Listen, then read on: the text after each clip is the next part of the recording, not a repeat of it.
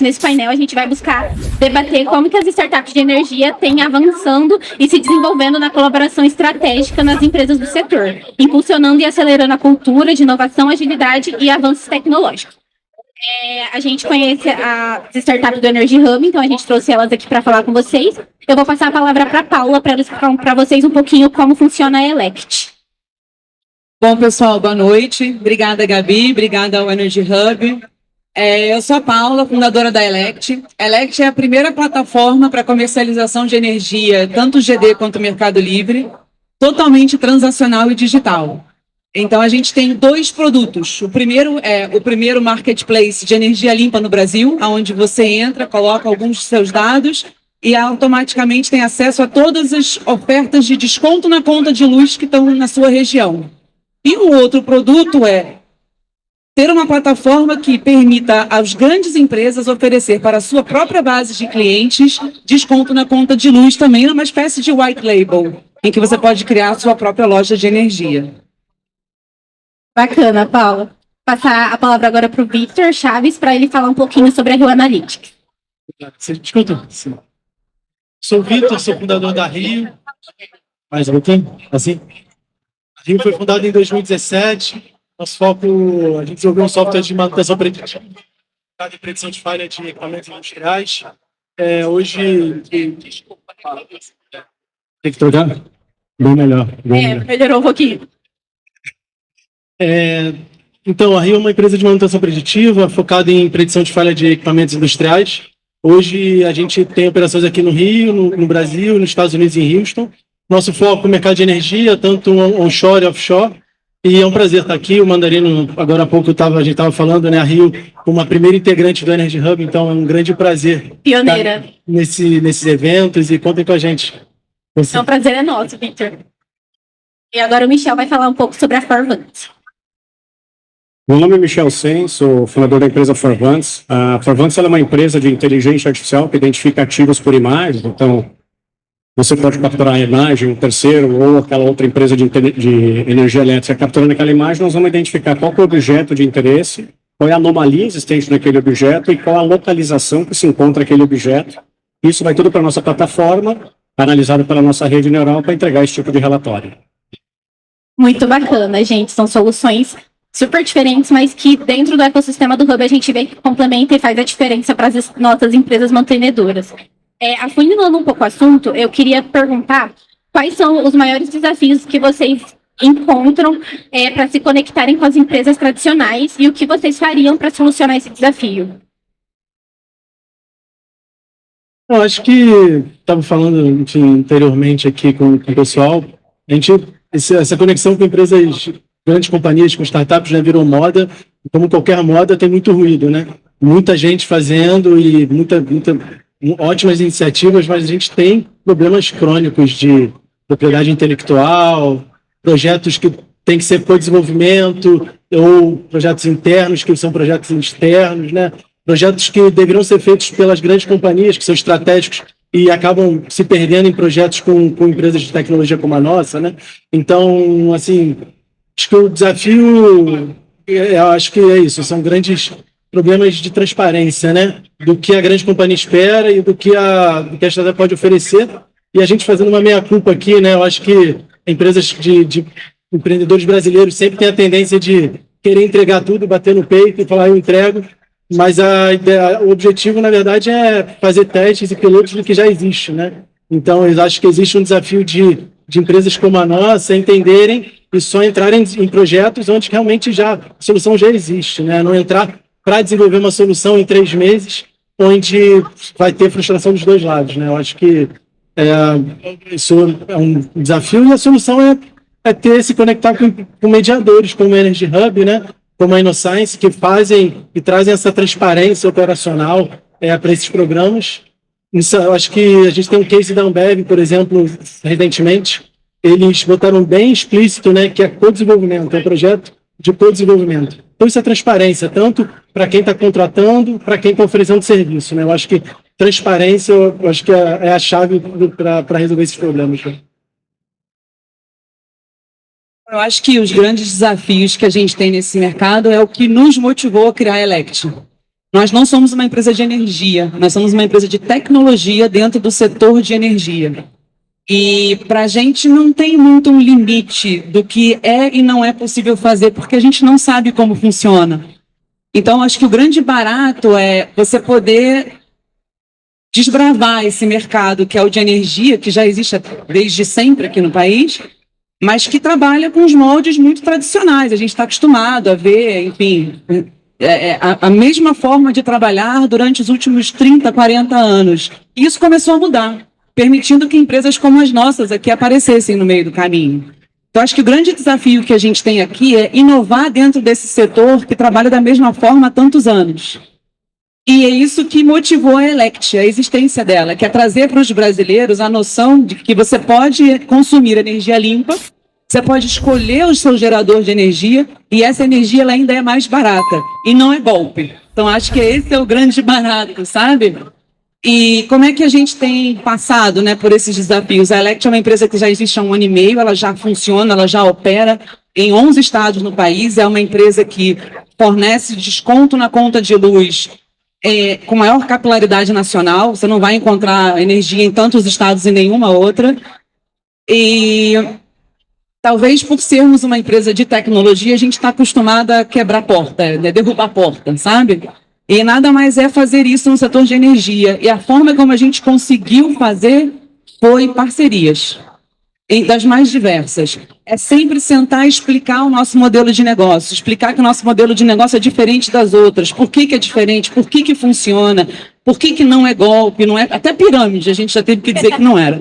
Então, acho que é uma mistura de quais são os grandes desafios, mas para nós, startups, é aqui que a gente nasce, é aqui que a gente cresce, é onde tem os desafios, tem as oportunidades. Então, de novo, sendo uma empresa de tecnologia dentro do setor de energia, para a gente não tem barreira, porque eu não sei o que pode e o que não pode. A gente foi indo e descobriu um caminho super legal de trabalhar e trazer essa democratização da energia limpa no país, digital, descarbonizando e totalmente transacional, sem você precisar falar com alguém, a não ser que você queira. Então, acho que, não sei se eu te respondi, mas sai falando.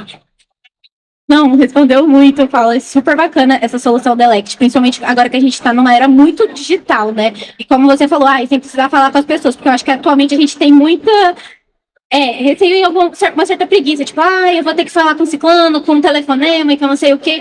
Então, eu vejo que as startups têm essas soluções muito disruptivas e tem um futuro muito promissor, ainda mais dentro do Energy Hub, já puxando o gancho para a fala do Vitor, que ele falou que o que mais ele vê de dificuldade é encontrar esse match, né? E justamente a gente, como facilitadores, a gente procura analisar o diagnóstico da empresa e a gente encontra o maior fit com as nossas startups, por isso que nossos negócios acabam sempre dando muito sucesso.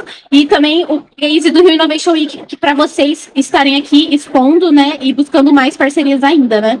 Vou passar agora a palavra para o Michel, para ele dar a visão dele sobre a pergunta. Legal. Eu vou um pouquinho mais longe, lá em 2017, quando você falava de startup, era uma coisa muito embrionária ainda, então já começava a gente trabalhar com empresas de grande porte, como parte de energia, de concessionárias de energia elétrica, era o pessoal aceitar você mostrar alguma tecnologia para eles, sendo uma empresa 100% nacional e que, por mais que eu seja um pouquinho mais velho, mas tem uma garotada por trás que acaba desenvolvendo isso daí. E naquela época você não tinha tanta força de ter os hubs, né, se conectando para a gente se conectar com a turma. Então, literalmente, eu batia de porta em porta, eu era literalmente um caixeiro viajante, tem umas histórias gigantescas ali de ficar 4 ou 5 horas esperando para ser atendido, aguardar o cara sair para almoçar, para jantar, para conversar com eles, porque eles não atendiam, né? Então, eu fui acompanhando essa evolução junto com as startups, o nome criando a modismo, né? E aí eu aproveitei a onda, a gente acabou surfando isso na onda ali.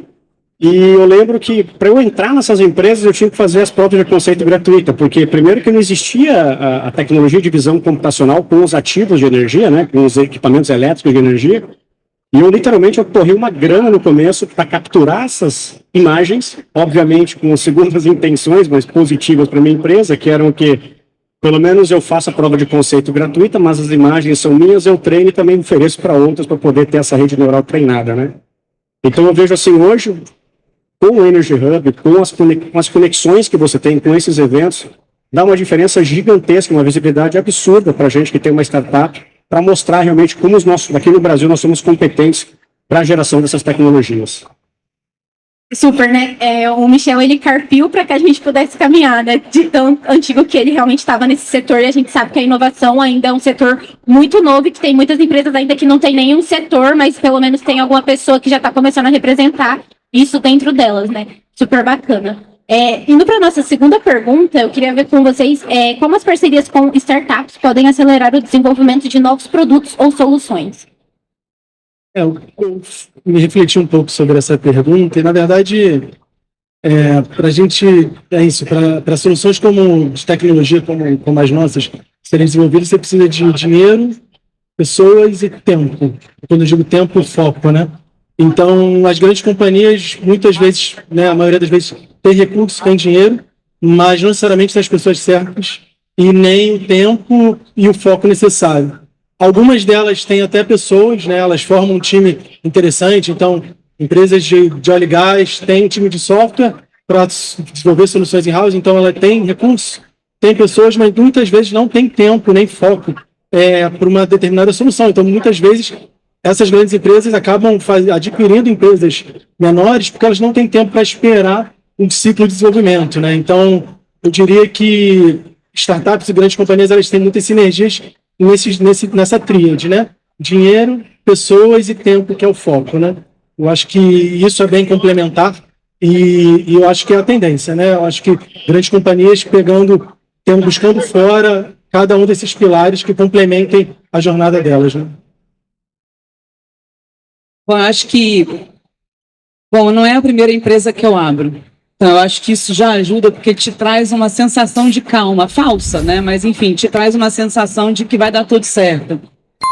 Mas eu diria que, e para mim também, startup é um termo novo, né? Porque eu sempre fui dona de empresa, né? Startup agora eu também tenho uma, então eu sempre também quis ter, mas eu queria até pedir que todo mundo que é da Elect, tem uma galera aqui, que levantasse, por favor, porque é por causa dessas pessoas que a empresa existe. Não fossem eles, ela não existiria.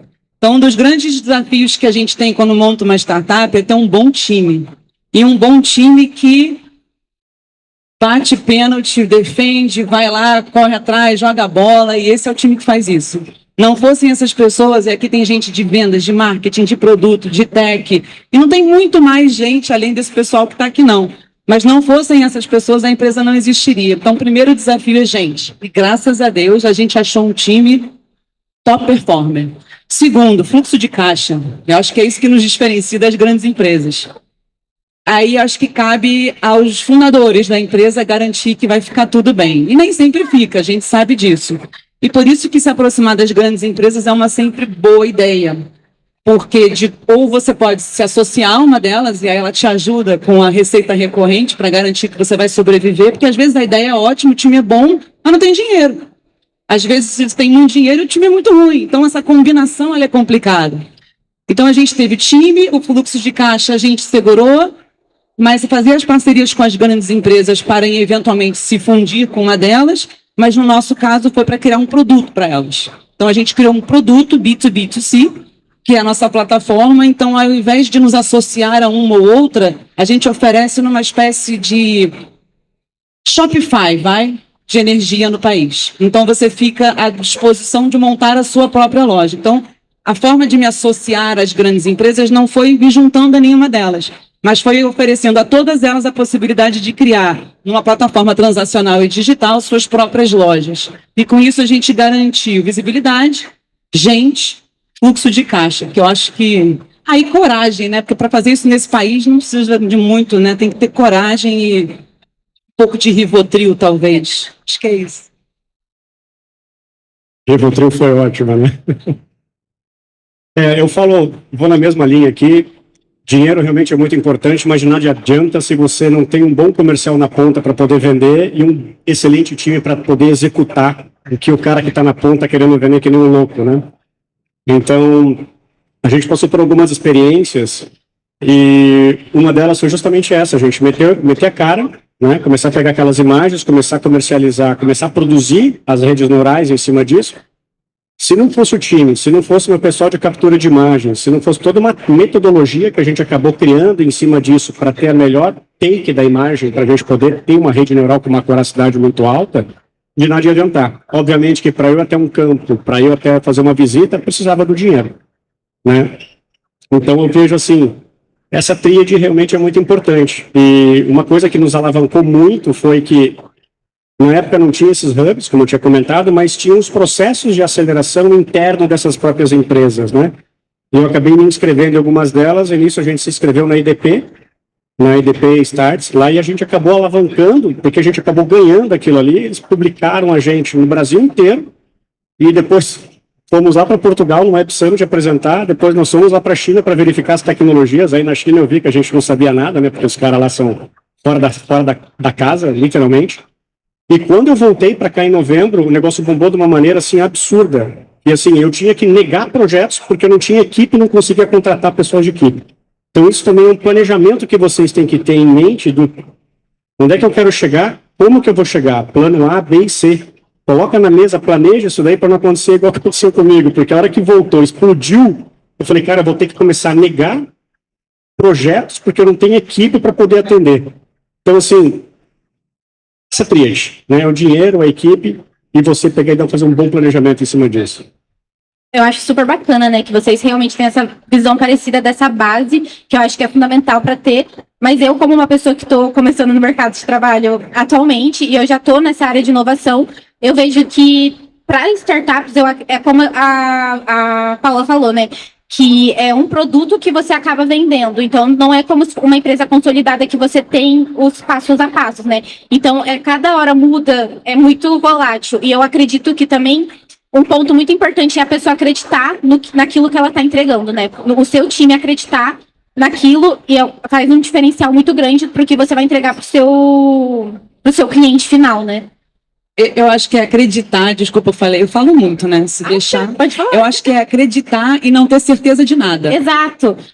É Exatamente. acreditar em algo. Você sabe Que a sua intenção, mas você não sabe exatamente. Prazo, aquilo vai te retornar, porque você sabe que aquela ideia é fantástica. Eu acho que essa pegada para uma startup é o que move, sabe? Lógico, com a base que vocês mencionaram aqui, mas muito essa questão de acreditar, porque às vezes as pessoas falam, ai, startup nem lá nem cá, eu acordo de um jeito, eu durmo de outro, mas, gente, é isso que faz ser uma coisa tão bacana, sabe? E você saber que esses processos vão te levar a um futuro muito disruptivo. Então, eu acho super bacana essa visão que vocês trouxeram. E só quis realmente complementar com esse meu pensamento, que eu acredito muito que você tem que acreditar na ideia. Tipo, eu vejo muito o Energy Hub, por exemplo. Eu acredito muito na ideia do Energy Hub e eu vejo o quanto a gente já consegue entregar muitas coisas, tanto para as empresas quanto para as startups, sendo que a inovação ainda está engatinhando aqui com a gente no Brasil, né? Puxando para a nossa última pergunta, já vocês acabaram falando sobre essas questões das empresas acabarem ajudando financeiramente ou até comprando, né? Mas de que forma vocês acreditam que as grandes empresas podem apoiar o crescimento sustentável das startups enquanto se beneficiam da inovação que oferecem? Eu acho que tem muitos exemplos muito positivos, né? De exemplos práticos de empresas como a EDP, como a Braskem, diversas. A gente tem, principalmente as mais antigas, né, que fazem esses projetos de Open Innovation há um tempo, elas têm muito a ensinar. E elas têm cases muito satisfatórios, né? Onde a grande companhia está super satisfeita, as empresas de tecnologia também. Então, eu acho que elas estão na estrada há muito tempo.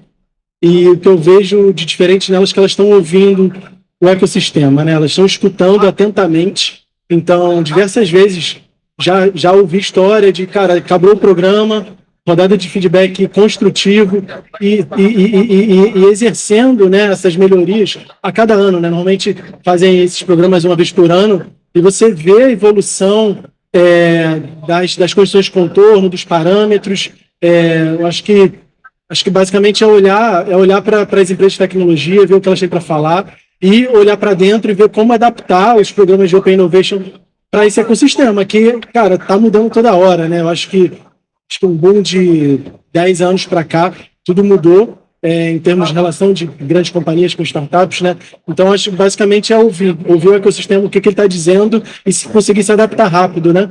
E olhar para quem está fazendo certo, porque tem muita gente fazendo certo isso, né? Então, pegar eles de exemplos. Pensando na resposta, eu acho que eu não consigo generalizar e falar um grupo de grandes empresas. Eu acho que dentro das grandes empresas a gente tem profissionais. E esses profissionais, eles têm a cabeça um pouco mais aberta para a inovação e um pouco menos aberta. Dentro de uma mesma empresa, você tem áreas com mindsets completamente diferentes. Então, eu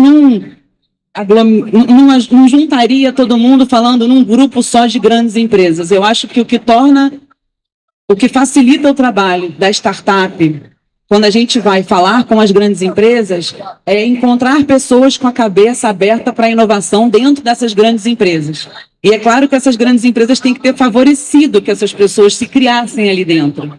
Então, acho que antes até de chegar na startup, são as grandes empresas ter profissionais com esse mindset e incentivar isso internamente. Porque também tem as grandes empresas que incentivam, mas não se mexem muito. Para mim, onde pelo menos eu vejo na Elect, o que fez grande diferença, foi poder encontrar em grandes empresas do setor de energia ou não importava, profissionais que comprassem a ideia. Que mesmo não fazendo parte da sua startup, acreditassem no modelo de negócio, te levassem adiante. E com isso a gente conseguiu entrar em alguns grandes players, mas não foi por causa da política da empresa em si. Eu acho que foi muito mais o profissional. Porque teve empresa que tinha uma política de open innovation, a gente quer startup, a gente quer vocês aqui dentro, mas não evoluiu. Teve gente que nem fez muito barulho, mas a gente foi, bateu um papo e o assunto foi e desenrolou ali dentro. Então, acho que isso foi muito mais por causa dos profissionais. É claro que a gente tem hoje um ambiente para as startups totalmente diferente do que em 2017, né? Primeiro não se chamava startup antigamente, mas a gente tem os hubs, a gente tem as aceleradoras, a gente tem um mundo de oportunidades para as startups. Então, primeira coisa, ficar ligado e conhecer isso tudo, que é impossível. Eu acho. Cada hora eu descubro uma coisa nova que eu já devia ter conhecido há muito tempo. Então, acho que esse é o primeiro ponto. E as empresas têm que ter programas de fato, fazerem algo com aquelas startups. Então, não é só incentivar e não quero nem usar a expressão, me dar um palco, né? Não, dando como exemplo. Não, eu não quero palco, eu quero ajuda, eu quero insight, eu quero parceria, eu quero receita, eu quero um pouco de tudo para a empresa poder sobreviver. Então, assim, aonde que eu vejo que as empresas, grandes empresas, as não startups, podem ajudar as startups, dando espaço para elas lá dentro, e especialmente dando espaços para os funcionários das suas próprias grandes empresas, que têm a mente mais aberta para a inovação, criarem esses ambientes seguros, para as startups ali dentro. E aí, esses profissionais levam a gente até o comitê necessário. Até aproveitando a fala do barulho, eu lembro na época lá que o maior barulho que eles falavam para ser inovação, para a empresa ser inovadora, era fazer um hackathon. Literalmente fazer um hackathon de um dia lá, a molecada desenvolvia, ganhava e não fazia mais nada, mas saía na notícia que aquela empresa é inovadora porque fez um hackathon. Então, hoje os mecanismos mudaram bastante, né? Então, quando começou com esse advento agora das startups, essa nomenclatura startup, entrar numa onda boa, num hype, eu vejo, pelo que aconteceu com a Forvans, que a gente acabou vencendo um desafio de um P&D Anel junto à Ineva, né? E isso deu uma alavancada na gente absurdamente. Só que daí entra naquela questão da propriedade intelectual. Como é que vai ficar? E aí, eu sou meu primeiro bacharel em Direito, eu aproveitei e falei assim, não, a gente faz propriedade intelectual compartilhada, né? Porque eu estou entrando também com o software que eu tenho já desenvolvido, e vocês vão entrar com o dinheiro do financiamento do P&D Anel. Só que a comercialização desse produto desenvolvido é 100% Forvans. Então é 100% E isso deu certo. Esse tipo, mas a empresa teve as pessoas certas na hora correta e realmente viu, poxa, como é que a gente vai alavancar essa empresa para entrar realmente no mercado, né? E era para fazer um desenvolvimento experimental. Só que um desenvolvimento experimental ia vender o quê? Um paper. Como é que você vende um paper, um artigo? Não. Aí eu lembro que no meio do caminho a gente testou a tecnologia na TBG, ganhamos um atestado de capacidade técnica e por um advento burocrático da ANEEL a gente não pôde colocar aquele atestado dentro do relatório final. Mas o legal é que agora, o que aconteceu? Eles viram que as startups têm essas condições de pegar e entregar um produto no final, ou um produto que seja um MVP, que ela consegue prestar esse serviço e entregar o relatório final, que é o que o cara quer no final, né? O cara quer o resultado. O meio, não interessa como. Então eu vejo hoje, o que a gente tem? Hackathon, parou um hackathon, Open Innovation foi fantástico, porque isso abriu uma enxurrada de startups para dentro das empresas, né? E você tem muito fomento hoje no mercado. Eu chamo assim, literalmente, dinheiro para nós é uma commodity, porque assim, tem muito dinheiro. Você tendo uma ideia boa, você tendo um resultado sendo entregue, você vai conseguir ter sucesso. Eu acho que é exatamente essa parte que o Michel falou, né? Antes era só hackathon, e é uma coisa que a Site Papel também desenvolve. A gente é um dos maiores produtores de hackathon atualmente. Só que dentro do Hub a gente está sempre buscando novos produtos, novos entregáveis, criar novos produtos para ter essa conexão, né?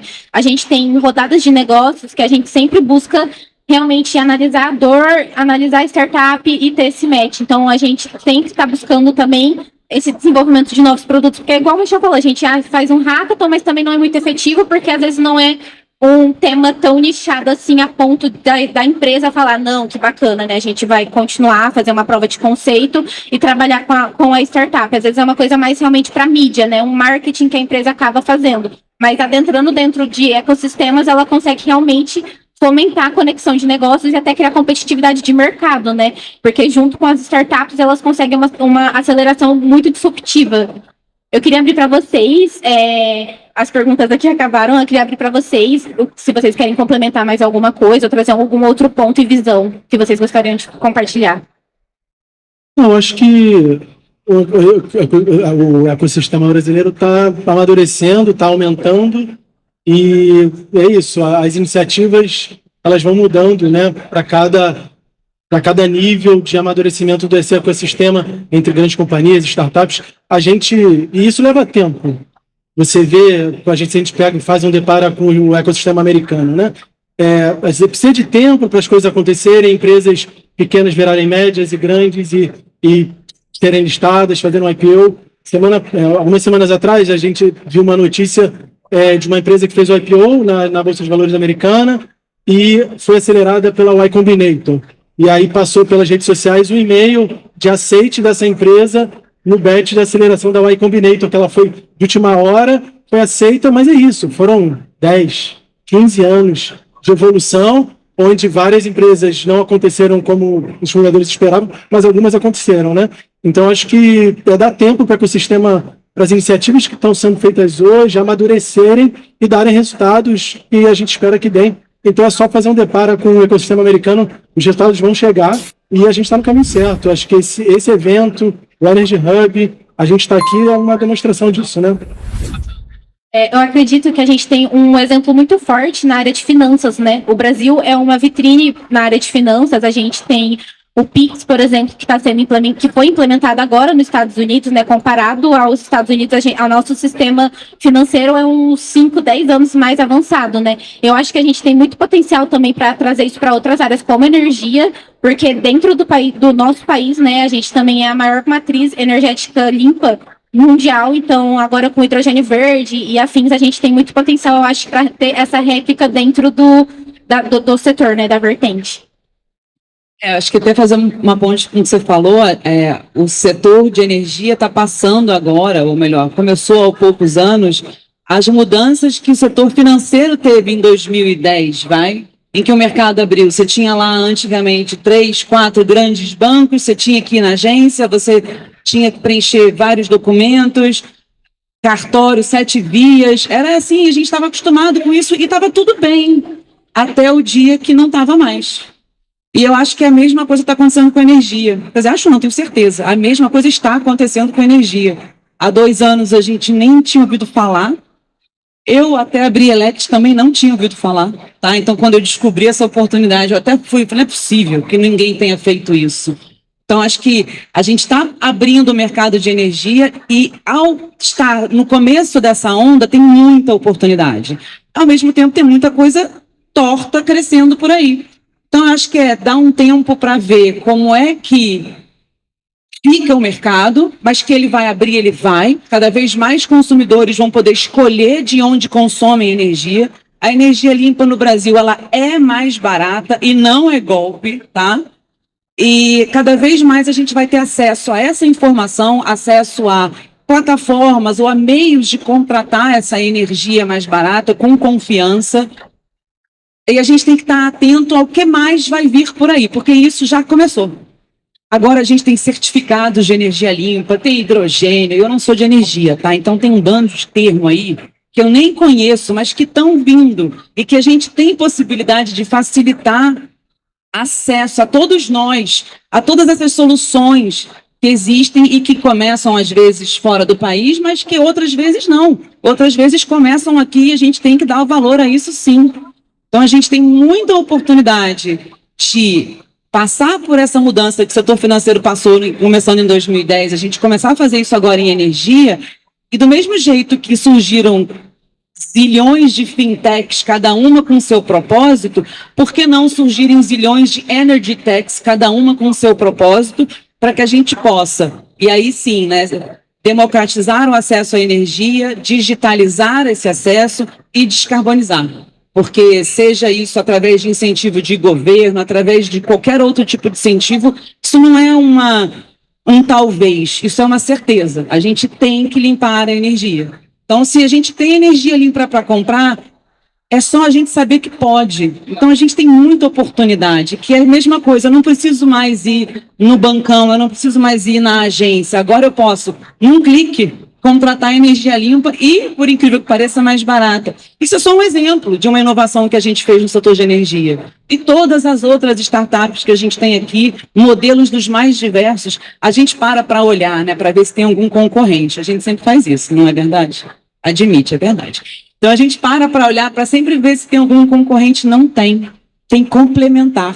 Então, olha a quantidade de startups. Eu estou falando só do canto esquerdo, de energia, que tem que complementar uma outra. Então, assim, se a gente conseguir fazer pelo menos os negócios que estão aqui deslancharem e não serem mais startups daqui a 2 anos, eu acho que a gente conseguiu surfar a onda que o mercado financeiro surfou em 2010. Eu concordo plenamente. E uma das maiores dificuldades que a gente tinha anteriormente era justamente essa. Quem que vai acreditar na startup, que é uma ideia ou tem algum MVP, um mínimo produto viável, para começar a fazer uma prova de conceito ou um piloto dentro de uma grande empresa, né? Hoje nós temos vários recursos disponíveis, tanto fomentos privados, fomentos públicos, o próprio Embrapi, né? A gente contrata a Embrapi. Quem não conhece Embrapi, corram atrás e vejam a Embrapi. Você tem hoje a Agência Nacional de Petróleo, a Agência Nacional de Energia Elétrica, que obrigam essas empresas a colocar o dinheiro na mesa para investir em tecnologia, e hoje a gente, sendo uma startup, principalmente falando do Manual ANEEL, que acabou faz 3 semanas que foi lançado, eles preconizam a parte da startup. Então, pessoal, se vocês têm uma Energy Tech, tem dinheiro, conversem com essas empresas, mostrem as suas ideias, a capacidade que vocês têm operacional para poder alavancar isso daí. Porque dinheiro hoje no mercado não está faltando, tá? Por mais que seja o private equity que o pessoal está falando, a parte pública da FINEP, está aqui o stand no outro, no Armazém 5, tem muito dinheiro, tá? Você tem muito dinheiro liberado para poder fazer isso. Então, uma das premissas que a gente colocou ali, que era o dinheiro, que foi a inicial, corram atrás que vocês vão conseguir, tá? Então, era isso que eu tinha para falar. Complementando, a gente falou pouco aqui sobre as iniciativas governamentais, né? Eu acho que a gente tem que fazer essa justiça realmente, que existe a maturidade do ecossistema veio junto com a maturidade das agências de fomento. Então, aquela história de ganhar um edital de fomento e não levar, ganhou, mas não levou, ou não receber, ou a agência de fomento não pagar, pelo menos nas que a gente lida, isso não existe. É um profissionalismo alto nível, cara, em termos de receita, em termos de comprovação, de relação técnica, comercial, financeira. Então, a gente não falou desse pilar hoje, mas concordo com você que é um pilar super relevante hoje no ecossistema, e a gente tem que realmente falar que eles evoluíram também, né? Então, é muito gratificante, né? Você fazer parte de um país onde você tem uma iniciativa governamental que está dando certo, né? Não deu no passado, mas que agora está dando certo, né? Se eu pudesse falar uma última coisa, acho que, pelo menos para a Elect, uma coisa que fez muita diferença, e como eu venho do setor de gestão de projetos e de tecnologia, tem muito evento de tecnologia também. A gente começou a participar de um monte de evento de energia, até para aprender, tá? Tá entre nós. Eu nunca vi um setor gerar tanta oportunidade em evento como de energia. Eu nunca vi. Tecnologia gera muita oportunidade, mas não é igual.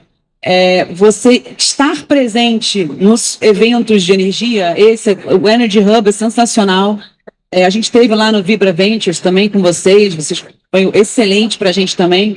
Web Summit.